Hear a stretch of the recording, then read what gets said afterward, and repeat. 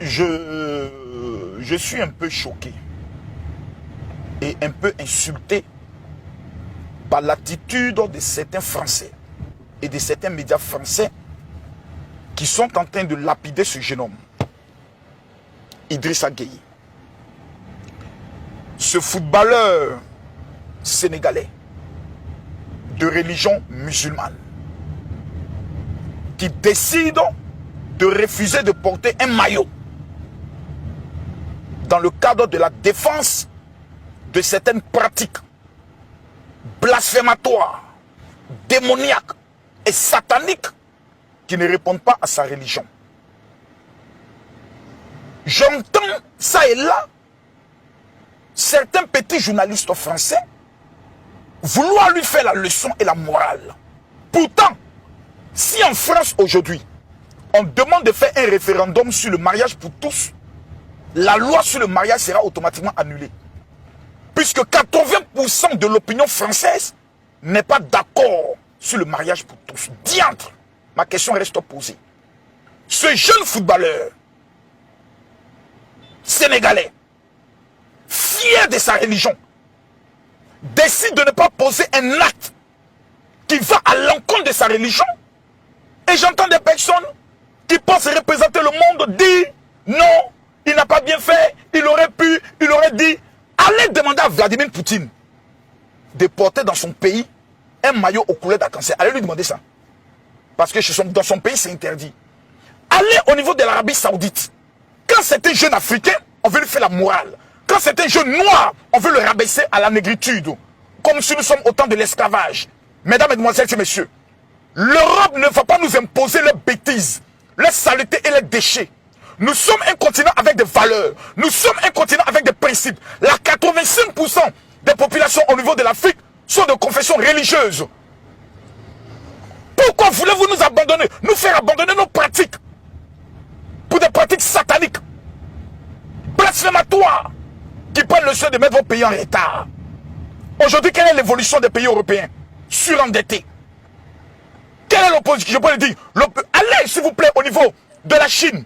Allez imposer cela aux Chinois, qui sont aujourd'hui une puissance économique au-dessus de la France. Apprenons à respecter les gens.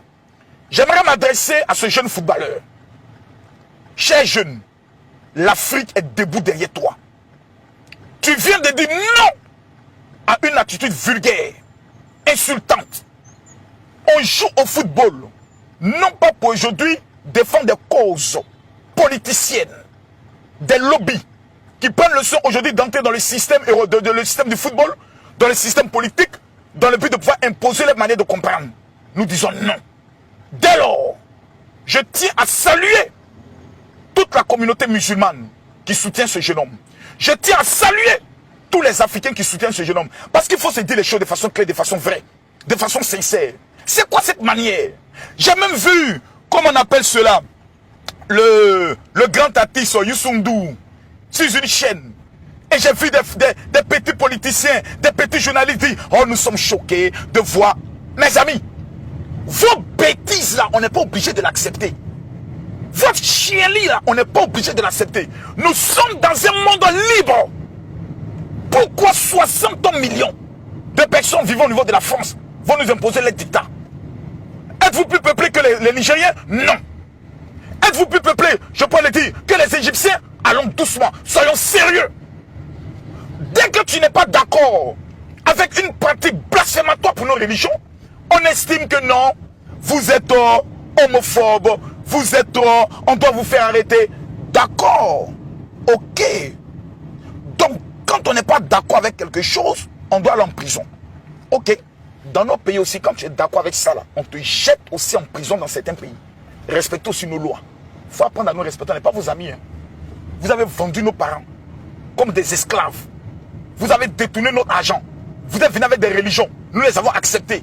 C'est vous maintenant qui allez vous retourner contre ces religions-là. Bande de voyous, bande de petits sorciers, bande de petits maudits. Musulmans, chrétiens. Lorsque nous faisons le choix de notre foi, nous devons être capables de l'assumer. Bec et ongle. Même si nous devons tout perdre. Parce que vaut mieux gagner le paradis que vivre dans un monde heureux et ensuite terminer ses jours à l'enfer. J'aimerais regarder droit dans les yeux Gueye et lui dire, nous sommes fiers de toi. Que Dieu te bénisse, que Dieu t'élève. Tu es un footballeur talentueux jouant Paris Saint-Germain, mais tu n'es pas obligé d'accepter certains principes qui vont à l'encontre de ta foi. Lorsque Cristiano Ronaldo a pris le chien de mettre le Coca-Cola à côté, quelqu'un l'a appelé pour lui dire pourquoi tu le fais. Chaque être humain est libre. Et il faut respecter la liberté des gens. Il faut respecter les convictions des gens. On ne peut pas positionner d'imposer sous prétexte qu'on est des pays développés. Vous savez, nous sommes des pays modernes. Nous sommes des pays occidentaux. Les pays occidentaux, nous allons prendre le soin de vous apprendre. Vous n'avez rien à nous apprendre parce que la civilisation vient de l'Afrique.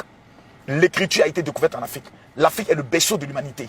Donc, à un moment donné, vous fermez vos gueules et non vous enseigne ce qu'on appelle le savoir-vivre. À bon entendeur, salut. Vos mots de diable pour mettre encore dessus.